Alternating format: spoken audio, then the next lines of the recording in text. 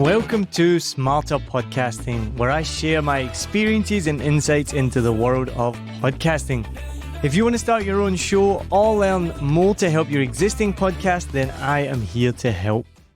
In this episode, we're going to explore the benefits of wearing headphones for podcasting and why finding the right pair of headphones is essential for your success as a podcaster. We'll also delve into the different types of podcast headphones available, including over-ear, on-ear, and in-ear designs.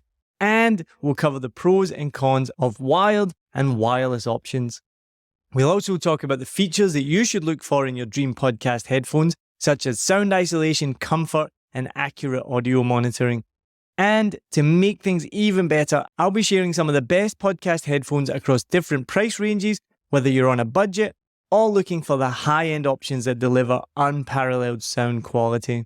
I also don't want you to make the same mistakes as I did when I first started and didn't use headphones at all. I didn't understand the benefits and I couldn't see the reason for using them.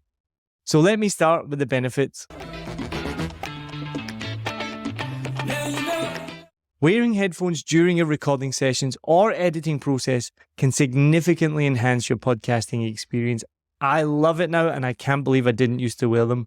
One of the biggest benefits is sound isolation. When you put on those headphones, they create a barrier between your ears and the noisy environment around you. This isolation allows you to focus solely on your podcasting tasks, and it results in much better sound quality. But the main benefit is being able to hear exactly what the microphone hears and not what your ears hear. Most of all though, you'll realize what a sultry and sexy voice you have. Many of the podcasters that I work with are terrified about the sound of their own voice.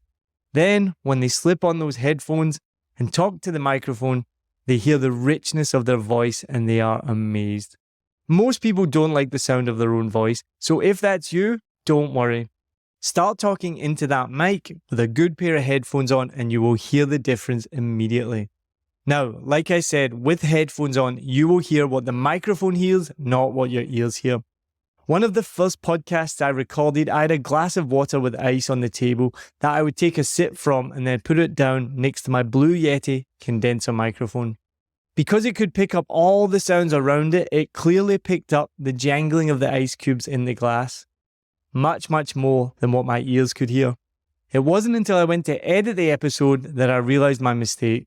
I had to cut whole chunks of the podcast out that had ice clanking away in the background. But this is another great reason to use individual dynamic microphones like the one I'm using now. And if you want to learn more, then go back to the last episode of Smarter Podcasting, which was all about microphones. I've produced episodes where the headphones pick up clients, chairs creaking, them hitting the mic stand, and even burping. They thought they were doing it quietly, but everything is picked up in the headphones.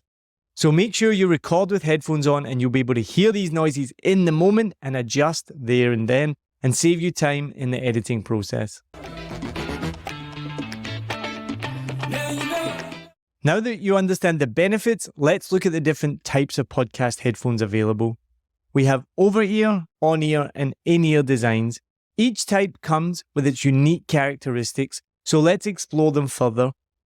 Over-ear headphones feature large ear cups that cover fully your ears, providing excellent sound isolation and comfort, which is important when you're wearing them for a long time. These are great for podcasters who prefer an immersive listening experience and need to block out all that external noise effectively. On-ear headphones rest directly on your ears, offering a balanced combination of portability and sound quality. They're smaller and lighter than over-ear headphones, making them a good choice for podcasters who really want a more compact design. In-ear headphones, also known as earbuds, which everybody will be familiar with, are small, lightweight, and they'll also fit snugly inside your ear canal. These headphones are obviously highly portable, which make them ideal for podcasting on the go if you don't have much baggage space. So if you prioritize convenience and mobility, in-ear headphones might be the perfect fit for you. So which design should you go for? On-ear, in-ear, or over-ear? Well, it really depends on your personal preferences and your specific needs as a podcaster. In-ear headphones are great for on-the-go use. On-ear headphones strike a nice balance between portability and comfort, and they do offer decent sound quality and convenience. But Over-ear headphones prioritize superior sound quality and comfort, and they just provide a much more immersive listening experience and effective noise isolation, and they're just so much more enjoyable to use. They do tend to be a bit bulkier and less portable compared to other options. So as you're considering your options, don't forget to take into account your podcasting style and your environment. Think about whether you'll be recording primarily in a controlled studio setup or if you're podcasting on the move. The right headphone choice can make all the difference in delivering the best possible audio content to your audience. And so my biggest tip would be, whatever you choose, definitely use headphones.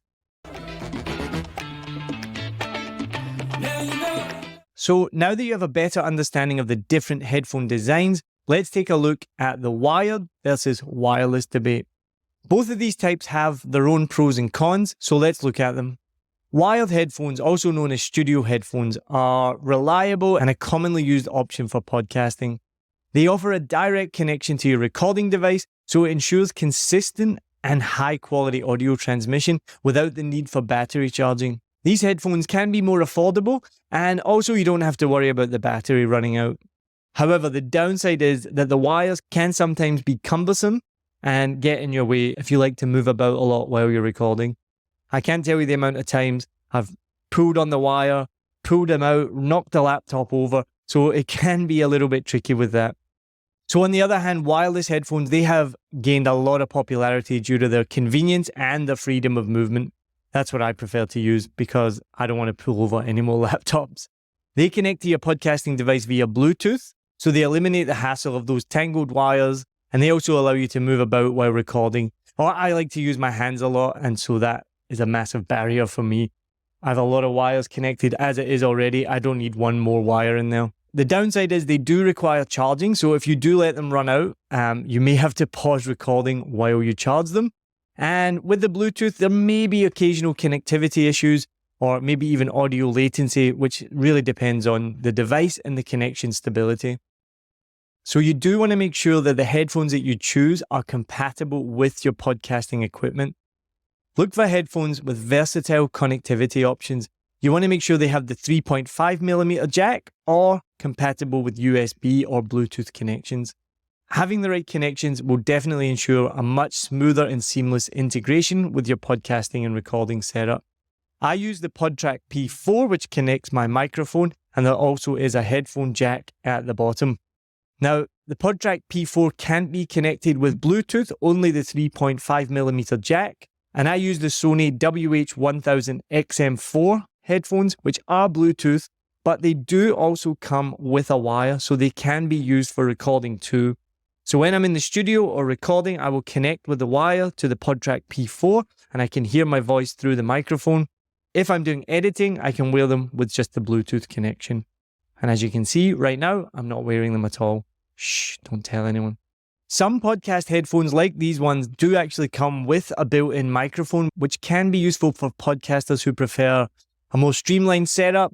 But make sure that you check that the microphone quality meets the standards that you want and provides clear and accurate audio capture. More often than not, the microphone that's in the built-in headphones is not going to be that great and it's going to be nowhere near as good as this.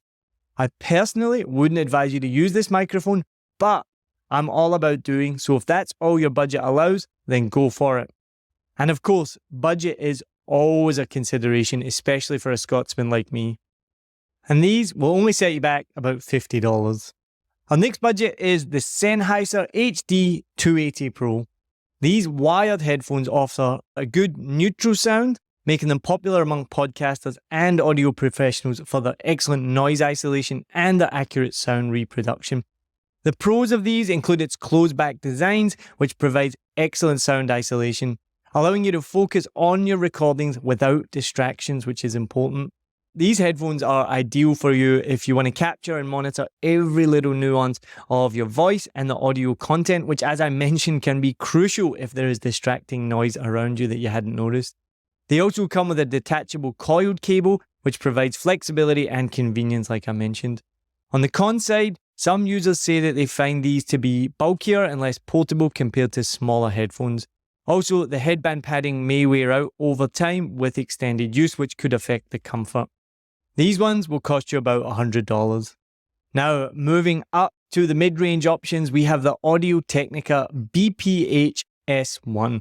These headphones are a popular choice among podcasters, broadcasters, and audio professionals because they are specifically designed to provide excellent audio quality and comfort during extended use. And if you've ever worn uncomfortable headphones, you will know how important comfort is. This design provides good noise isolation, avoiding audio bleed and blocking out ambient noise. You will appreciate that when it comes to editing. The BPHS One also delivers high quality sound with its frequency tailored for speech, ensuring clear and focused vocals while minimizing all that background noise and off-axis sound that you don't want. The headset is designed for long recording sessions. Anything over 10 minutes with uncomfortable headphones is a nightmare, so the lightweight construction and the cushioned ear cups are a massive benefit. The con side is they might not be as suitable for just general listening, and they also require a physical connection to an audio source, so that limits the mobility compared to wireless options. The Audio-Technica BPHS One, they'll cost you about $250. Another top range option is the Audio-Technica ATH-M50x. These headphones are highly regarded by sound engineers and offer a more natural sound. They have great comfort as well and a detachable cable for convenience, which I love. The pros of the Audio-Technica ATH-M50x include its exceptional sound quality, delivering accurate and detailed audio across a wide frequency range. They also come with 3 detachable cables, including straight and coiled options, and that gives you a lot of versatility and convenience. On the con side, as I've mentioned with many headphones, the ear pads aren't easily replaceable and some people find the bass slightly too emphasized. The Audio-Technica ATH-M50x come in at about $170. Now we're going to move on to the high-end options, those top best podcast headphones that cater to audiophiles and professional users seeking unparalleled audio quality. And the first one is the Sony WH-1000XM4 that I mentioned earlier that I regularly use. These are highly acclaimed high-end wireless headphones with outstanding features. These Sonys offer industry-leading noise cancellation, which uses advanced technology to analyze and suppress the ambient noise and external sound. So this allows you to enjoy music as well as podcasts without the distractions from the outside world. And this is really helpful when editing. I'm going to take them off now. The noise cancellation is so good I can't hear myself speak there. So the pros are the Bluetooth connectivity, which I love. It can connect to 2 devices seamlessly, so I can connect to my phone and my computer at the same time. And you don't have the hassle of cables. And they have a ridiculously long battery life. I've taken them on long haul flights back home and then back to Vietnam without having to charge them once. The battery lasts up to 30 hours in a single charge, and they also have fast charging as well, so they can charge up to 50% in as little as 10 minutes. On this side, there's also the touch sensible controls, so on the ear cups that you can see here, and you can use them to adjust the volume, play, pause the music, and answer calls as well. It also supports voice assistants like Google and Amazon Alexa. I've not quite mastered the use of that yet, but apparently it's really good if I do. On the con side, to access and adjust some of the more advanced features, you need to get the app, the Sony Headphones Connect app, which you may not like if you just want a more straightforward and standalone experience. Obviously, these are my number one recommendation because I use them. The biggest thing I love about them is the Bluetooth, but also that you can connect to things like the PodTrack P4 with the wired as well. They will set you back a little bit. They cost $350. You can upgrade to the newer model, which is the XM5, and those will be $400. The final high-end option is the Audiz LCD Two. This is a pair of planar magnetic headphones, which I don't even know what that means. It means they must be good. They provide a wide frequency response, exceptional clarity, and a luxurious build, which you would expect for the price. These headphones offer a premium build quality, so they have a sturdy metal and wood construction, which adds both durability and some elegance to their appearance, as you can see in the picture. The LCD Two offers a detachable cable for easy replacement and customization, with both the 3.5mm connection, which you'll be used to, and then also the bigger one, the 6.3mm adapter. On the con side, due to their size, weight, and open back design, the LCD Two headphones may not be the most portable option, And also with the price, you probably don't really want to take them out the studio. Also, planar magnetic headphones will typically require more power to drive compared to other headphone types. Now that we've explored some of the best podcast headphones around across different price ranges, it's time to make your choice. So remember that the best headphones for podcasting are the ones that enhance your audio production and allow you to accurately monitor your recordings and keep you engaged in the creative process. If you're looking for more podcasting tips and tricks, make sure you subscribe to Smarter Podcasting on your favorite podcast platform and do something that I always forget to do. Turn on the notifications, and every time I post a new episode, you'll get a little push notification to tell you. Make sure you check out my website, 7millionbikes.com. I have a free download on there where I share 7 different ways that you can monetize your podcast. So go to 7millionbikes.com and check that out. Until next time, happy podcasting, and I hope you find the perfect headphones for you. Cheers!